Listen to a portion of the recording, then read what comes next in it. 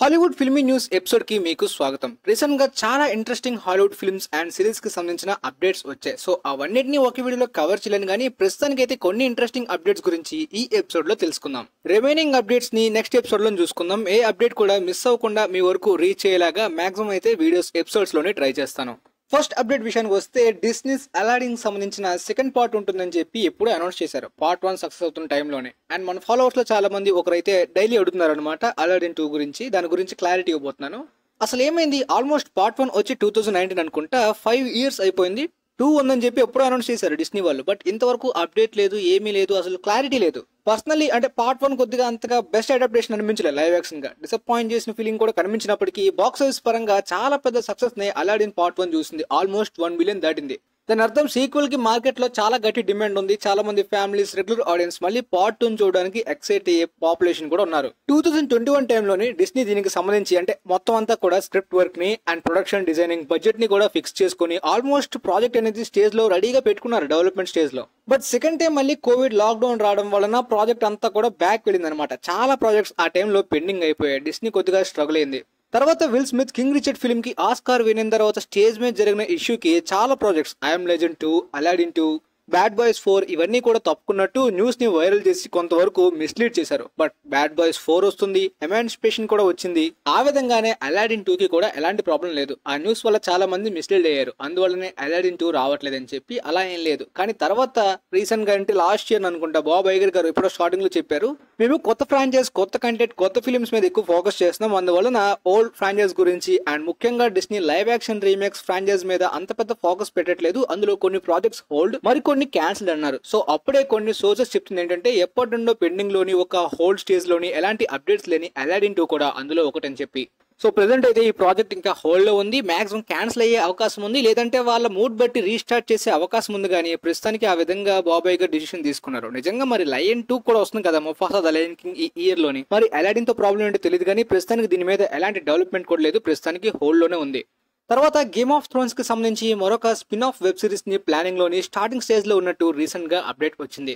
Game of Thrones prequel house of the dragon continuation present జరుగుతుంది. So చాలా మంది fans దాంట్లోనే ఉన్నారు. బట్ ఇప్పుడు వచ్చే అప్డేట్ కూడా చాలా మందికి ఎక్సైటింగ్ గా అనిపిస్తుంది. ఎందుకంటే స్పిన్ ఆఫ్ అనేది ఏగాన్స్ కాన్క్వెస్ట్ మీద ఉండబోతుంది. తన సిస్టర్స్ తో కలిసి కింగ్ ఏగాన్ చాలా వెస్ట్రోస్ పార్ట్స్ ని ఆక్రమించుకునే టైంలో ఉండబోతుంది అనమాట. సో ఈ king Aegon first Targaryen character లోని హెన్రీ క్యావిల్ ని తీసుకోమని ఎన్నో ఫ్యాన్ థీరీస్ గానీ, ఎన్నో ఫ్యాన్ కాస్టింగ్స్, ఫ్యాన్ ఎడిట్స్ జరిగాయి. సో ఇప్పుడైనా సరే వాళ్ళకి ఛాన్స్ ఉంది. ఎలాగో ప్రాజెక్ట్ కూడా వర్కింగ్ లో ఉంది కాబట్టి మరి చూద్దాం తర్వాత ఎవరిని కాస్టింగ్ తీసుకుంటారు. బట్ ఫ్యాన్స్ అయితే ఎక్కువగా రిక్వెస్ట్ చేస్తున్నారు. బట్ హైప్ అయ్యే కాన్సెప్టే, ఎందుకంటే ఈ ఐడియా, ప్లాట్ గానీ, ఆ ఈవెంట్స్ గానీ అన్ని కూడా మంచి ఇంట్రెస్టింగ్ గా ఉండబోతున్నాయి. చెప్పాలంటే పర్సనల్లీ థియేటర్స్ లో చూడాలి, ఇలాంటి ఫిల్మ్స్ గా తీయచ్చు కదా అని చెప్పి కూడా నా పర్సనల్ ఒపీనియన్ ఉంది.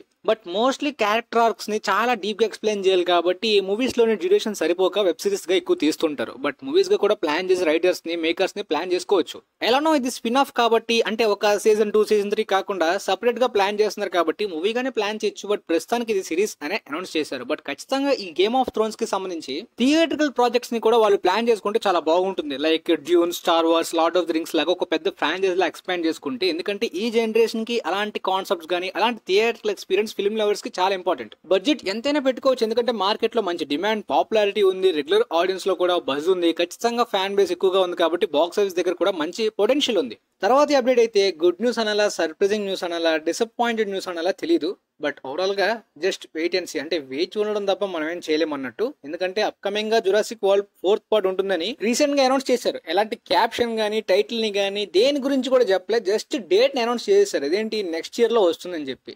ఇదేంటి మొన్న Jurassic world 3rd part trailer లో ఎండింగ్, సాగా, ఎపిక్ ఏదేదో అన్నారు. వెంటనే అవసరం లేనప్పటికీ ఇంకొక 3 years లో నెక్స్ట్ సీక్వెల్ ని ప్లాన్ చేసుకునే విధంగా సెట్ చేసుకున్నారు. అండ్ సడన్ గా అనౌన్స్ కూడా చేశారు. ఎంతవరకు బజ్ రూమర్స్ ఉండేవన్నమాట 4th పార్ట్ రావచ్చని చెప్పి. బట్ ఇప్పుడు ఏకంగా కన్ఫర్మ్ అయిపోయింది అఫీషియల్ గా. Of course Jurassic world 3rd part అనేది ప్రాపర్ ఎండింగ్, గ్రేట్ ఎండింగ్ కాదు గైస్. అసలు చెప్పాలంటే వాళ్ళ దగ్గర కంటిన్యూ చేసే రేంజ్, స్క్రిప్ట్ గానీ, ఐడియాస్ గానీ పెద్దగా కనిపించట్లేదు. కంప్లీట్ గా ఈ ఫ్రాంచైజ్ రెప్యుటేషన్ ని, కంప్లీట్ గా స్పిల్బర్గ్ గారి రెప్యుటేషన్ ని పోగొడుతున్నట్టే అన్నెసరీ సీక్వెల్స్ లా కనిపిస్తున్నాయి. స్పిల్బర్గ్ గారి జురాసిక్ పార్క్ ఒక సినిమాటిక్ వండర్ లాంటిది. తర్వాత 3rd పార్ట్ ఆయన లేనప్పటి నుండి డిసప్పాయింట్ చేసిన తర్వాత జురాసిక్ వరల్డ్ ఫస్ట్ పార్ట్ నాకు బాగా నచ్చింది. సెకండ్ పార్ట్ అండ్ మొన్న వచ్చిన 3rd పార్ట్ ఘోరంగా డిసప్పాయింట్ చేశాయి. బట్ ఇప్పుడు మళ్ళీ Jurassic park original screen writer నే తీసుకుంటున్నాం ఈ 4th పార్ట్ కి అంటున్నారు. అంటే Jurassic park part 1 time writer అనమాట. అంటే ఇది కూడా ఒక క్యాష్ గ్రాబింగ్ లాంటి అటెన్షన్ అనిపిస్తుంది. ఎందుకంటే జురాసిక్ వరల్డ్ 3rd పార్ట్ ని ఫస్ట్ పార్ట్ డైరెక్ట్ అంటే Jurassic world first part direct చేసిన డైరెక్టర్ తీసుకుంటున్నాం, సెకండ్ పార్ట్ సరిగ్గా వర్క్ అవ్వలేదని అన్నారు. దాంతో పాటు జురాసిక్ పార్క్ లో ఓల్డ్ యాక్టర్స్ ఆ ఒరిజినల్ క్యాస్ట్ మెంబర్స్ ని తీసుకుంటున్నాం అన్నారు. మళ్ళీ అదొక ఫ్యాన్ సర్వీసింగ్ గా క్యాష్ గ్రాబింగ్ గా యూజ్ అయింది. ఎమోషనల్ గా ఎండింగ్ అనగానే బాగా అనుకున్నప్పటికీ ఘోరంగా డిసప్పాయింట్ చేసి మోసం చేశారు. ఈసారి కూడా మళ్ళీ ఆ తప్పు చేస్తే పెద్ద ఎఫెక్ట్ పడుతుంది బాక్స్ ఆఫీస్ పరంగా కూడా. రీసెంట్ పార్ట్ 1 మిలియన్ వరకు వెళ్ళినప్పటికీ క్రిటికల్ గా గానీ అండ్ వర్డ్ ఆఫ్ మౌత్ గానీ బాగా నెగిటివ్ గా వచ్చింది. అంటే నెగిటివ్ గా మాట్లాడుతున్నానని కాదు కానీ ఇది రియాలిటీ గైస్. అంటే ఫ్రాంచైజ్ ని లాగాలనుకుంటే సరైన కాన్సెప్ట్ లేకుండా అన్నెసరీ లాగి ఫ్రాంచైజ్ రెప్యుటేషన్ పోతుంది. అంటే మరీ స్పిల్బర్గ్ గారి రేంజ్ మాస్టర్ పీస్ లెవెల్లో ఉండాలి, లేదంటే అసలు కంటిన్యూ చేయక్కర్లేదు అని నేను అనట్లేదు. మంచి ఎంటర్టైనింగ్ కమర్షియల్ సీక్వెల్ తీసినా సరిపోద్ది పాప్కార్న్ ఎంటర్టైనర్ లాగా. ఒక హార్ఫిక్ ఎలిమెంట్స్ ని దాంతో పాటు మంచి స్క్రిప్ట్ తోటి ఎంటర్టైనింగ్ గా తీస్తే చాలు. మీరు నమ్మరు, జురాసిక్ వరల్డ్ డొమినియన్ కి ముందు ఒక షార్ట్ ఫిల్మ్ వచ్చింది. అది చూసిన తర్వాత బాగా ఎక్సైట్ అయినామో, గట్టిగానే ప్లాన్ చేసినట్టున్నారు, ఒక షార్ట్ ఫిల్మ్ రిలీజ్ చేస్తారంటే అనుకున్నప్పటికీ సో ఈసారి కూడా అలాంటి హోప్స్ పెట్టుకోకుండా చూడాలి ఏం చేస్తారో. ఆ తర్వాత హల్క్ వర్సెస్ వోల్వరిన్ గురించి ఇప్పుడు కాదు, ఎప్పుడో 2-3 ఇయర్స్ అనుకుంటా లాక్డౌన్ కి ముందు నుండి మాట్లాడుకుంటున్నాం. అది నిజమే, అప్పట్లో ఆ ప్రాజెక్ట్ అనుకున్నారు గైస్, చాలా మంచి ప్లానింగ్స్ తోటి అంతా కూడా అనుకున్నప్పటికీ తర్వాత హోల్లో పెట్టాల్సి వచ్చింది చాలా ఇయర్స్ వరకు. ముఖ్యంగా ఎక్స్‌మెన్ క్యారెక్టర్స్ గురించే. ఆ ప్రాజెక్ట్ అప్పట్లో పెండింగ్ లో ఉంటుంది, తర్వాత మళ్ళీ రీస్టార్ట్ చేస్తారు లాక్డౌన్ వల్ల అనుకున్నప్పటికీ తర్వాత క్లారిటీ వచ్చింది ఏంటంటే ఎక్స్‌మెన్ ఎంట్రన్స్ గురించే. ఎంసీయూ వాళ్ళు కొద్దిగా వెయిట్ చేద్దాం, తర్వాత అంతవరకు ఈ ప్రాజెక్ట్ ని డిలే చేద్దాం అని చెప్పి కొంత టైం తీసుకున్నారు. సో తర్వాత మళ్ళీ ఈ ప్రాజెక్ట్ గురించి మనం మాట్లాడడం కూడా జరిగింది. మీరు ఆ వీడియో చూసుంటారో లేదంటే మిస్ అయ్యి ఉంటారు అనుకుంటా. రీసెంట్ గా ద మార్వెల్స్ తర్వాత ఎక్స్‌మెన్ క్యారెక్టర్స్ ఎంసీయూలోకి ఎలా ఎంటర్ అయ్యో ఒక క్లారిటీ ఇచ్చారు. సో తర్వాత ఎక్స్‌మెన్ క్యారెక్టర్స్ ని గానీ అండ్ సపరేట్ గా సోలో ఫిల్మ్స్ గానీ ఫ్యాంటాస్టిక్ 4 గానీ అంతా కూడా ఎంసీయూలో ఎలా ప్లాన్ చేయబోతున్నారో మనకు ఒక క్లారిటీ అయితే కొంతవరకు వచ్చేసింది. సో ఇప్పుడు వాళ్ళు తీసుకున్న డిసిషన్ ఏంటి, అప్కమింగ్ గా వోల్వరిన్ వర్సెస్ డెడ్పూల్ రాబోతుంది. డెడ్పూల్ 3 గా ప్లాన్ చేసినప్పటికీ ఇప్పుడు ఈ విధంగా ప్లాన్ చేశారు. మరికొన్ని మంత్స్ లో మనం దాన్ని చూడబోతున్నాం. అయితే అది మల్టీవర్స్ బేస్ మీద ఉండబోతుంది. సినిమా ఎండింగ్ కి వోల్వరిన్ అయితే మాత్రం మరొక అపోనెంట్ ని ఎదుర్కొనే విధంగా మల్టీవర్స్ టైప్ లోని ఒక వార్ ని ఇంకొక ఫైట్ ని పెడతారు. అది పోస్ట్ క్రెడిట్ సీన్ లో, అది డెడ్పూల్ వర్సెస్ వోల్వరిన్ ఫిల్మ్ యొక్క ఎండింగ్ పోస్ట్ క్రెడిట్ సీన్ లో ఉంటుందని చెప్పి మొన్న ఒక వీడియో చేశాను. సో ఇప్పుడు ఆ న్యూస్ మళ్ళీ రేజ్ అవుతుంది. ఈ Deadpool versus Wolverine film ending కి అంత అయిపోయిన తర్వాత క్రెడిట్ సీన్ లో మనకి హల్క్ యొక్క రిఫరెన్స్ చూపిస్తారు. అప్కమింగ్ గా హల్క్ వర్సెస్ వోల్వరిన్ కి ఒక ఫైట్ జరగబోతుందని హింట్ ఇచ్చి తర్వాత ప్రాజెక్ట్ ని కూడా అనౌన్స్ చేస్తారని ప్రెసెంట్ ఇన్సైడర్స్ నుండి బాగా ఎక్కువ బజ్ ఇదే వస్తుంది అనమాట. ఆల్మోస్ట్ ఫిక్స్ అయిపోయింది దీని గురించి అని చెప్పి కూడా అంటున్నారు. ఇది ఎప్పటి నుండో చాలా సార్లు వస్తుంది కాబట్టి కన్సిడరేషన్ లోకి తీసుకోవాల్సిందే. అయితే ఈ ఫైట్ లోని ఎండింగ్ కి గానీ అప్కమింగ్ ప్రాజెక్ట్ లో గానీ వోల్వరిన్ ఎదుర్కోబోయే హల్క్ అయితే ప్రొఫెసర్ హల్క్ కాకపోవచ్చు. ఎందుకంటే వరల్డ్ వార్ హల్క్ గురించి ఎప్పటి నుండో అప్డేట్స్ వస్తుంది, అది కూడా వీడియో చేశాను ఛానల్లోనే. సో ఇప్పుడు వస్తున్న ప్రతి న్యూస్ ప్రతి సోర్స్ నుండి ఒకదానికి ఒకటి కనెక్ట్ అయ్యే విధంగా ఉందన్నమాట. సో చూసుకున్నట్టయితే ఇప్పుడు డెడ్పూల్ వర్సెస్ వోల్వరిన్ అనేది R రేటెడ్ లో ఉండబోతుంది. మరి ఈ ప్రాజెక్ట్ కూడా అదే విధంగా ఉంటే ఇంకొక రేంజ్ హైప్ జనరేట్ అవుతుంది.